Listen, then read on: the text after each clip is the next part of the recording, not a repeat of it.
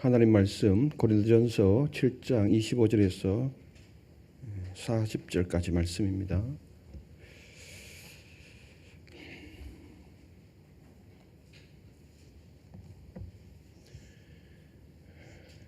교독하도록 하시겠습니다.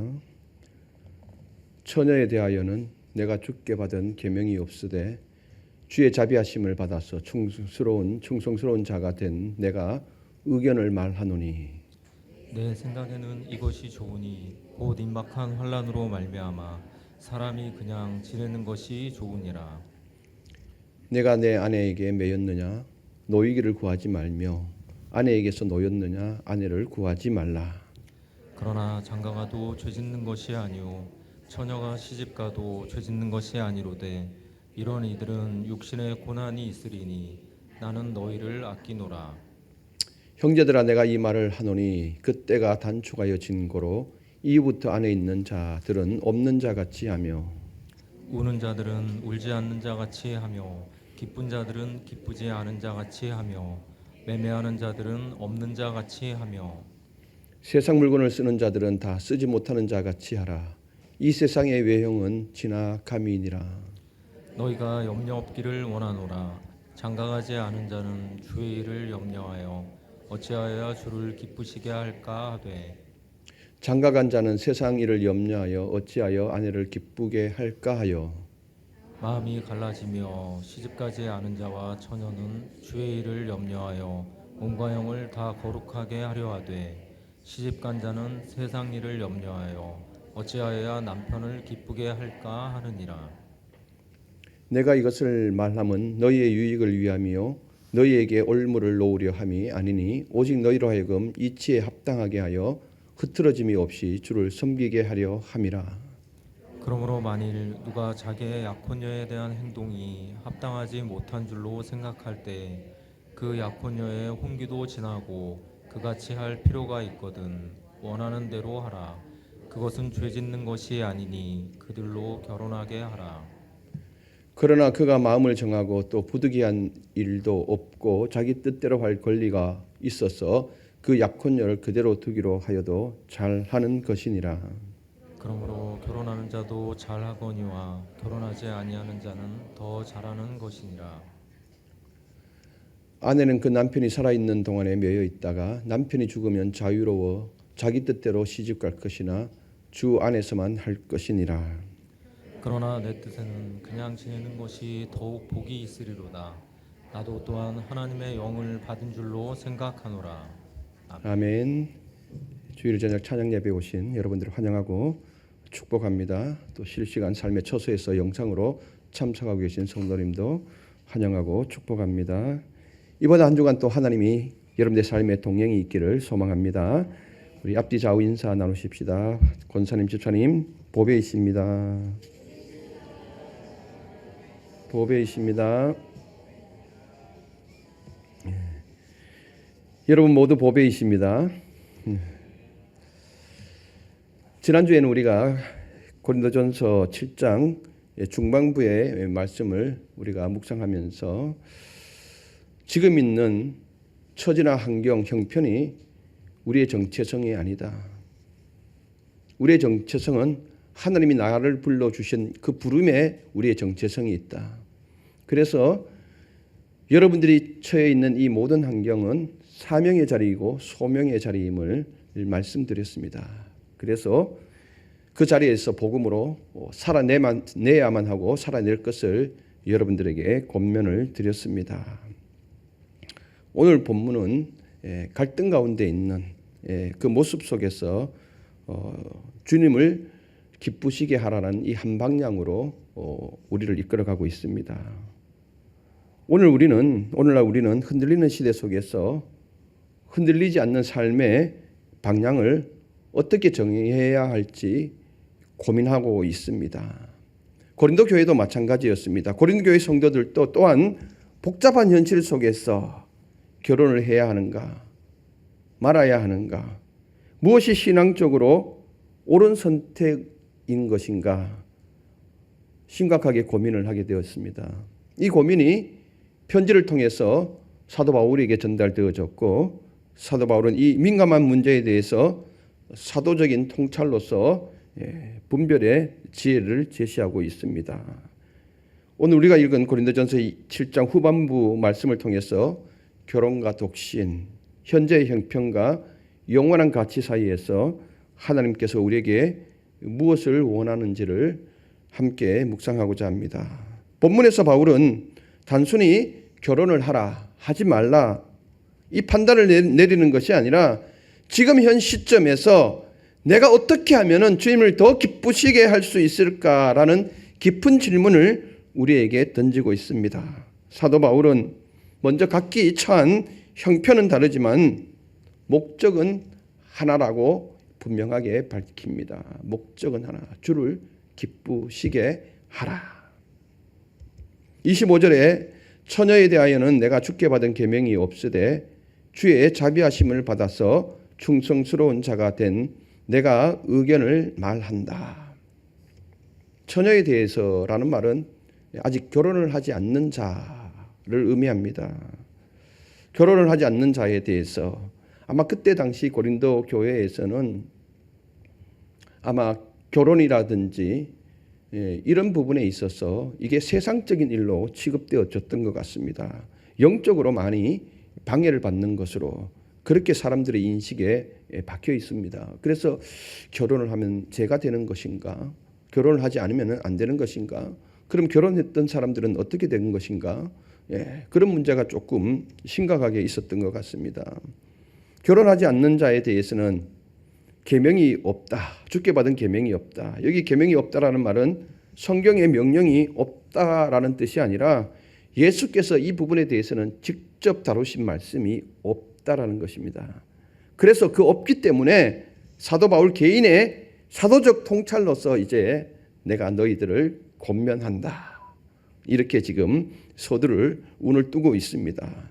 그리고 바울은 26절 27절에서 당시 임박한 환란, 즉 교회의 박해나 종말에 대한 위기감 속에서 결혼이 가져올 그 현실적 어려움을 고려하라라고 권면을 하고 있습니다.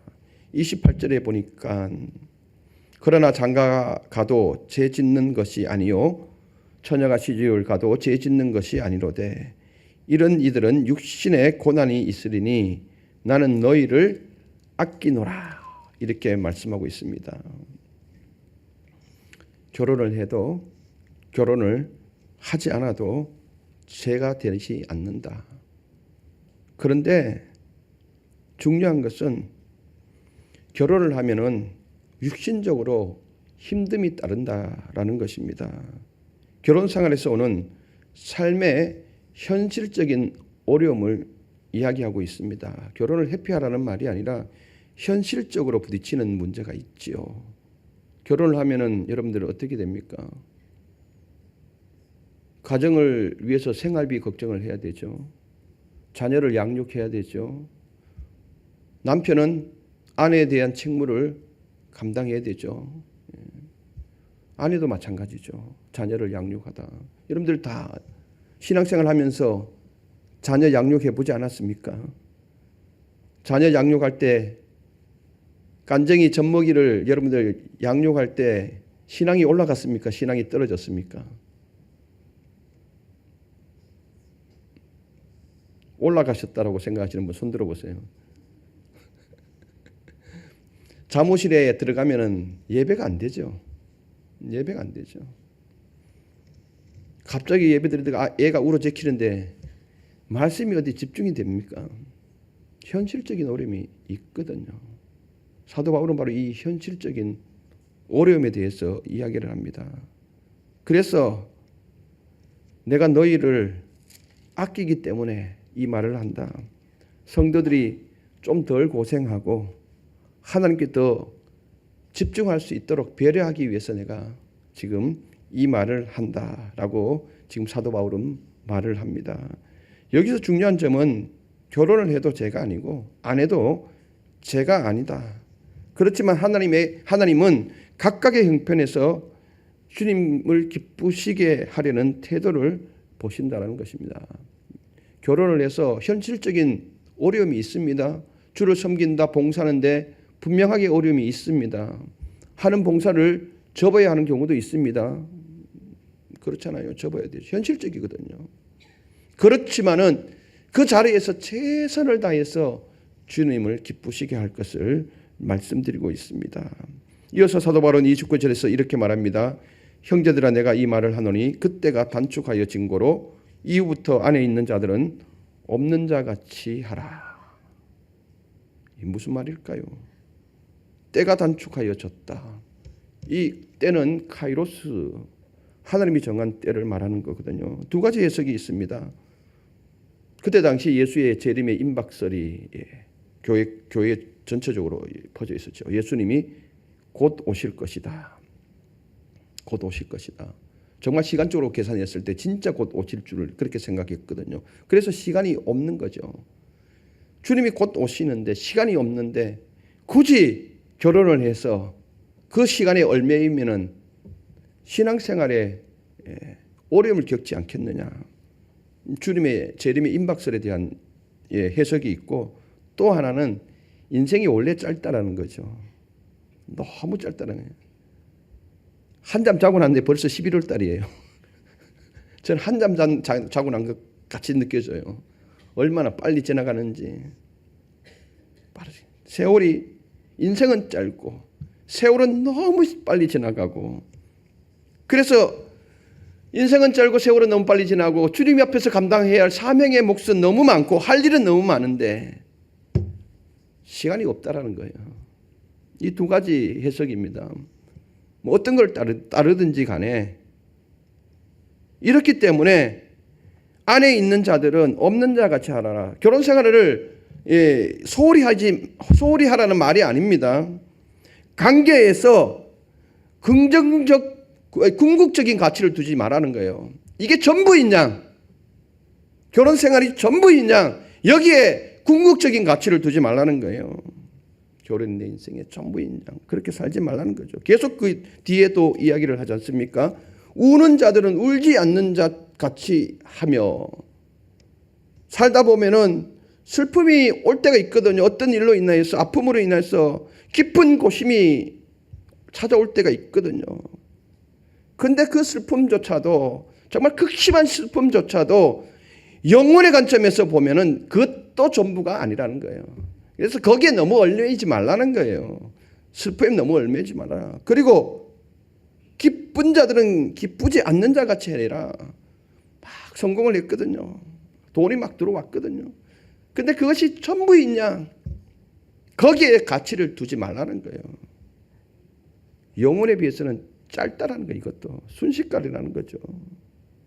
그리고 매매하는 자는 매매 없는 자 같이 해라.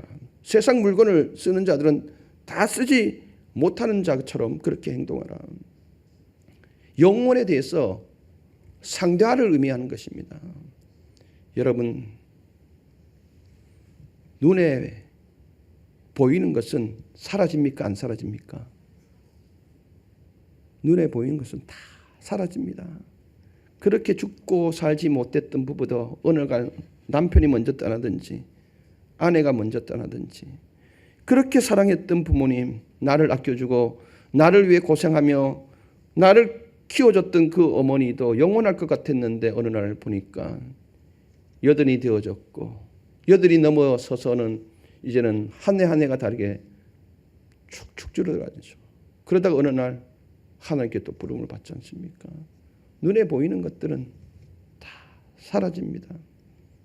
그래서 31절에 그렇게 이야기를 하잖아요. 세상 물건을 쓰는 자는 다 쓰지 못하는 자 같이 하라. 이 세상의 외형은 다 지나간다.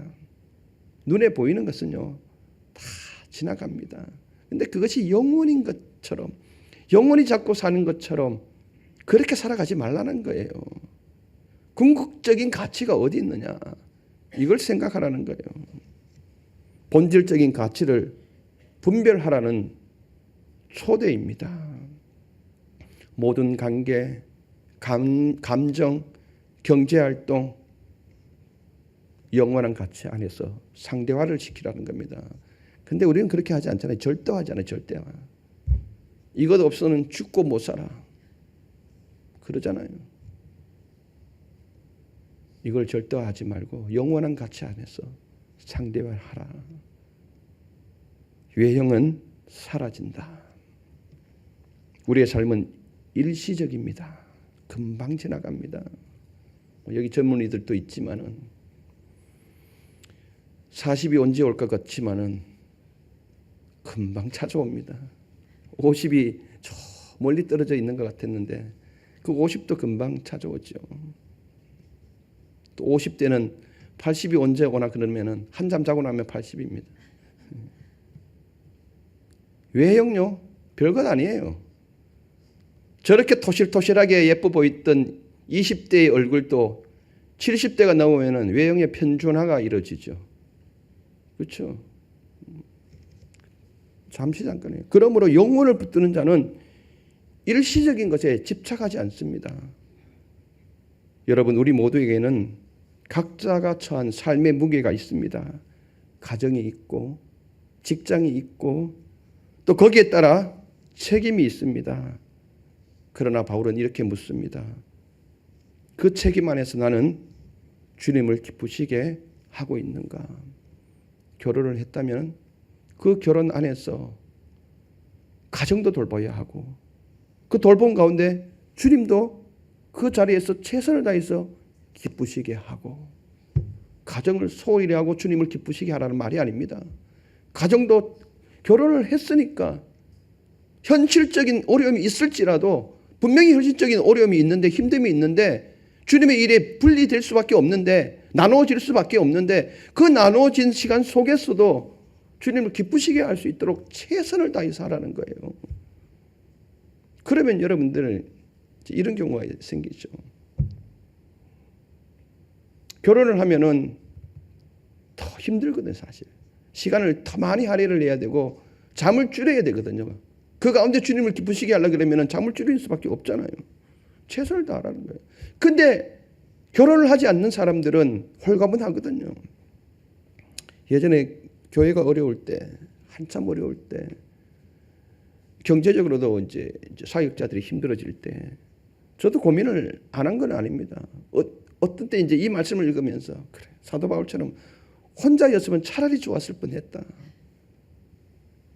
마음이 아프잖아요. 마음이 아프잖아. 마음이 너무 아프잖아요. 결혼을 안 했으면은 이것저것 생각할 것이 없잖아요. 나 혼자 고통당하면 되고 나 혼자 참으면 되고 안 먹으면 되고 안 입으면 되는 거거든요. 자녀들은 그렇지 않느냐. 자녀들에 대해서는 특히 여러분들 자녀들에 대해서는 민감하잖아요. 사실. 자녀에 대해서는 절대 건드리면 안 돼요. 자녀들에 대해서 민감하거든요. 그러다 보니까 그때 어려움을 당할 때는 정말로 사도 바울이 부럽더라고요. 결혼을 하지 않는 사도 바울이 얼마나 가벼웠을까. 책임을 다하되 결혼한 자들은 결혼 안에서 이쪽도 책임을 다해야 되고 주님을 기쁘시게 하는 쪽으로도 최선을 다하라고 사도 바울은 말씀하고 있습니다. 그 삶에 매몰되지 말라는 것입니다. 성공을 했다면 그 성공에 돈이 들어왔다면 그 돈에 사람이 매몰되면 안 된다라는 거예요. 결혼을 했다면 그 결혼에 완전히 매몰되어 있으면 안 된다라는 거예요. 32절에는 또 이렇게 이야기를 하죠. 너희가 염려 없기를 원하노라. 장가가지 않는 자는 주의 일을 염려하여 어찌하여야 주를 기쁘시게 할까 하되. 여기서 염려라는 것은 삶의 무게로 인해서 짓누르는 근심과 분산을 의미합니다. 마음이 갈라지는 것. 결혼을 하면 당연히 분산되어지고 갈라지죠. 그런데 결혼을 하지 않는 사람은 반대로 긍정적인 염려를 하는 거예요. 주를 위해서 어떻게 기쁘시게 할까? 거기에만 올인이 된다라는 겁니다. 그래서 장가간 자는 세상의 일을 염려하여 어찌하여 아내를 기쁘게 할까요? 마음이 갈라진다. 맞죠? 제가 방금 말씀드렸죠. 시집가지 않는 자와 처녀는 주의 일을 염려한다. 거기만 신경 쓰면 되니까. 몸과 영혼을 다 거룩하게 하려 하되 시집간 자는 결혼한 자는 세상 일을 염려하여 가정생활을 염려해야 되거든. 당연히 어찌하여 남편을 기쁘게 할까 하느니라. 여기서 바울은 결혼과 독신 사이의 우열을 말하는 것이 아닙니다. 집중의 방향성을 말하고 있습니다. 결혼한 사람들은 배우자, 자녀, 가정적인 책임으로 인해서 마음이 당연히 나눠질 수밖에 없습니다. 결혼이 주는 현재적 책임의 일로 인해서 마음이 나뉘어진다는 거죠. 분산되어진다는 거죠. 근데 독신은 더 많은 시간을 하나님께 쓸 수 있는 기회가 된다라고 말합니다. 그래서 독신도 좋은 일이고 결혼도 하나님께 순종하는 방식이지만은 마음이 나뉘어질 수 있기 때문에 여기에 각별하게 신경을 쓰라고 사도 바울은 권면합니다. 결혼을 했든 안 했든 우리의 목적은 주의 일을 염려하고 주를 기쁘시게 하는 것입니다. 거기에 함몰되어 있으면 안 됩니다. 우리나라는 특별히 이제 이맘때가 되면은 자녀에게 완전히 함몰되어 버리잖아요. 거기 완전히 함몰되어 버리거든요. 그래서 수능생들을 둔 부모들은 섬김의 자리로 거의 못 나오는 경우가 있어요. 우리 교회 성도님들은 아니지만은 거기에 완전히 빠져갖고 거기에 완전히 매여 있는 거죠. 함몰되어 없죠. 사도 바울은 그렇게 하지 말라는 거예요. 지금 우리의 삶의 관심이 어디를 향하고 있는지를 묻고 있는 것입니다. 주님의 기쁨인지 세상의 기대인지 그 방향성에 대해서 확실히 하라는 것을 사도 바울은 지금 우리에게 요구하고 있습니다. 주님인지 세상인지 그 방향성의 방향을 정하라는 것입니다. 이어서 사도 바울은 36절에서 결혼을 고려하고 있는 자매 형제, 당시 문화 속에서 약혼자의 상황을 다룹니다. 이런 부분이죠. 36절에 보니까 그러므로 만일 누가 자기의 약혼에 대한 행동이 합당하지 못한 줄로 생각할 때 그 약혼녀의 홍기도 지나고 그같이 할 필요가 있거든 원하는 대로 하라. 그것은 죄 짓는 것이 아니니 그들로 결혼하게 하라. 37절에 그러나 그 마음을 정하고 또 부득이한 일도 없고 자기 뜻대로 할 권리가 있어서 그 약혼녀를 그대로 두기로 하여도 잘하는 것이니라. 쉽게 말하면 이제 약혼을 했습니다. 약혼을 했는데 신앙 문제에 걸려서 약혼한 남자든 여자든 고민을 하게 되는 거예요. 결혼을 해야 되는가 말아야 되는가. 주님의 일을 좀 더 하고 싶은데 주님의 일을 집중해서 하고 싶은데 약혼은 했고 그럼 이 결혼을 계속해야 되냐 말아야 되냐.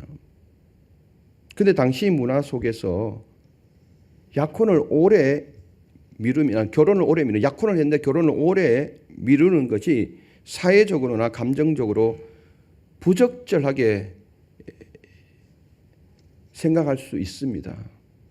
그리고 결혼해야 되는데 약혼을 해서 결혼을 해야 되는데 이 정년기가 넘겨버리면은 그 당사자가 특히 여자 쪽에서 약혼이 깨지거나 미뤄지면은 수치스럽게 생각하는 거예요.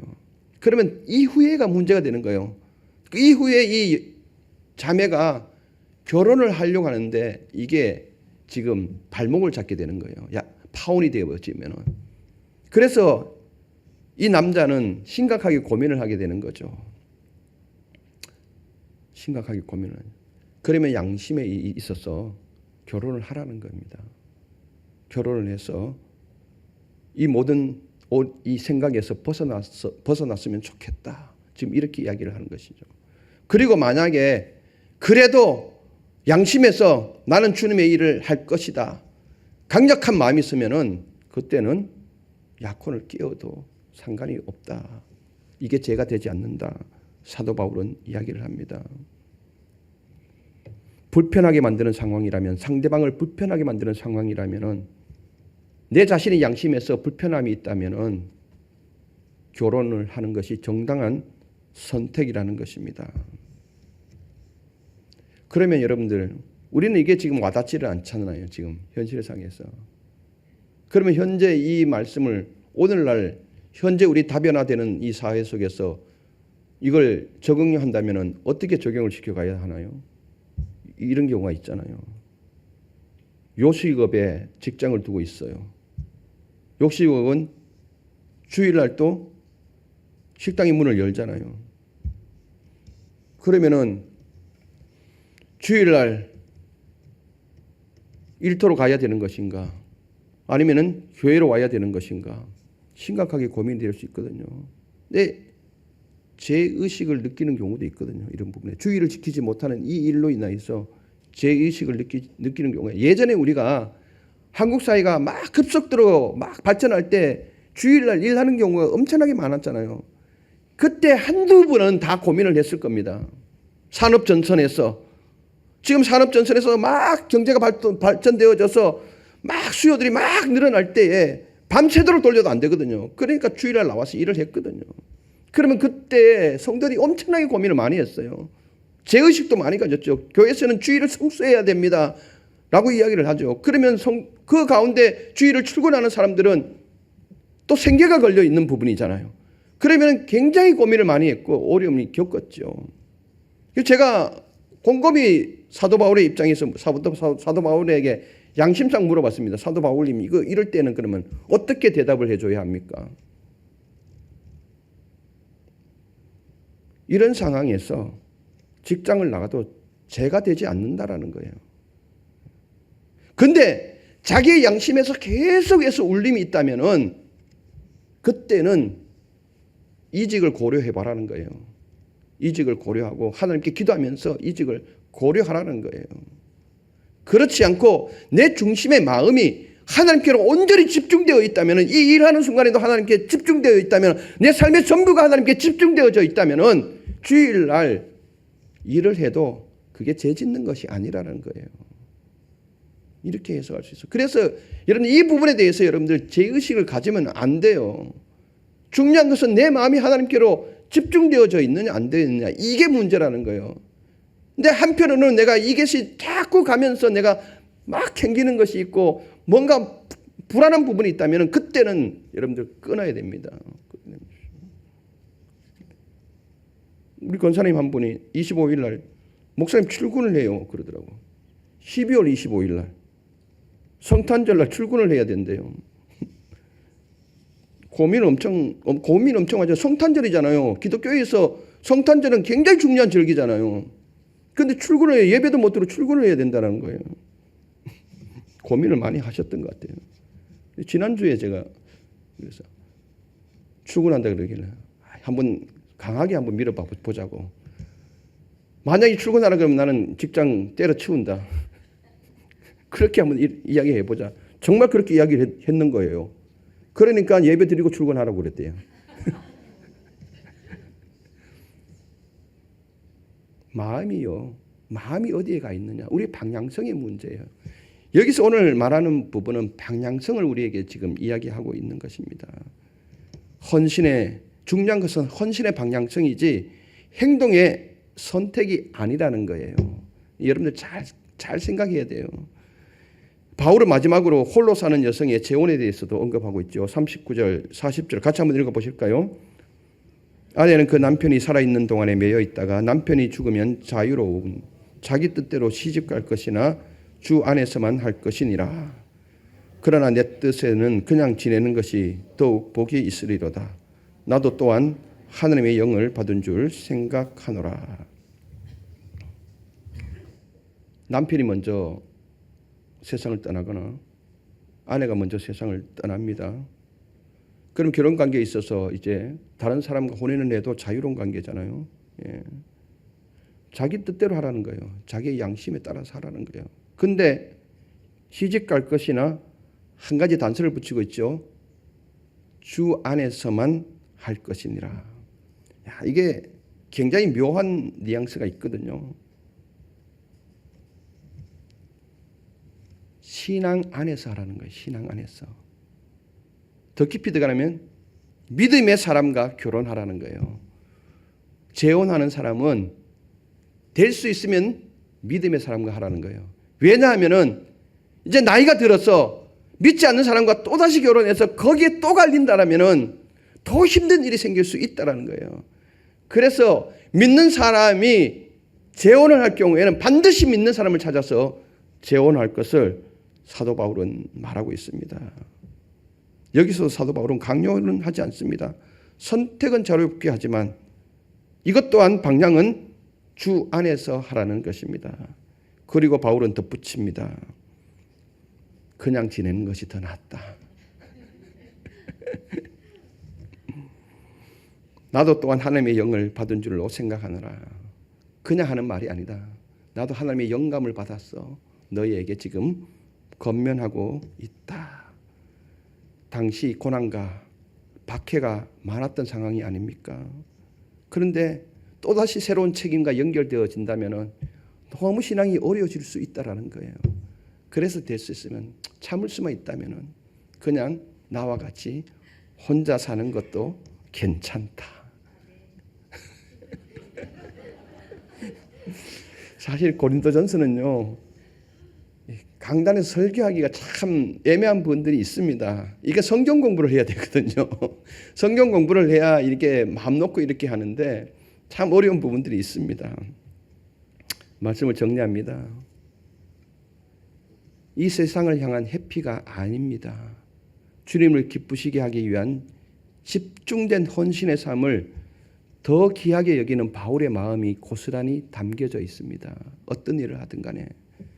사랑하는 여러분, 바울은 우리 각자의 형편을 바꾸라고 명하지 않습니다. 결혼했는데 이혼하라고 말하지 않죠.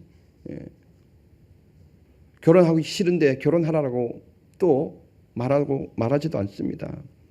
형편을 바꾸라 명하지 않습니다. 대신 지금 있는 그 자리에서 방향을 바꾸라는 겁니다.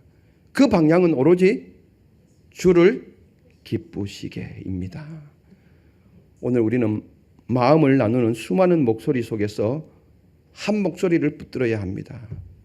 주님을 기쁘시게 하는 것이 무엇일까요? 주를 기쁘시게 하려는 삶, 이것이 진정한 신앙의 목적이라는 것입니다. 결혼했다면 이 결혼의 자리에서 주를 기쁘시게 할 수 있는 이 방향을 잡고, 결혼을 하지 않았다면 더 집중해서 하나님을 기쁘시게 할 수 있는 방향으로 잡으라는 것입니다. 형편은 달라도 목적은 하나라는 것입니다. 흔들림 없이 나뉘지 않는 마음으로 주를 섬기라는 것입니다. 이것이 7장 25절에서 40절이 우리에게 말씀해 주고 있는 복음의 길입니다. 여러분 어떤 형편에 있든지 주를 기쁘시게 할 수 있기를 바랍니다. 최선을 다해서 기도하겠습니다. 하나님 감사합니다. 오늘 또 우리를 사랑하여 주시고 온종일토록 예배의 생활로 이끌어 주셔서 감사합니다. 각자의 처한 형편들이 있습니다. 하나님 아버지, 가정을 이루어 자녀들과 함께 살아가고 있던, 가정을 아직 이루지 못하였던, 혼자 되었던, 거기에 매몰되지 말고 주를 기쁘시게 하는 방향으로 우리의 삶을 전환할 것을 사도 바울은 우리에게 권면하고 있습니다. 하나님, 우리 모두가 한 방향을 잡게 하여 주시고 그 방향은 오로지 주를 기쁘시게 하는 방향으로 나아갈 수 있도록 우리를 이끌어 주시옵소서. 귀한 예물을 하나님께 올려드립니다. 받아 흠량하여 주시고 드린 손길을 복되게 하여 주시며 예물이 쓰여지는 곳에 주의 영광 드러나게 하여 주시옵소서. 예수 그리스도 이름으로 기도드리옵나이다. 아멘.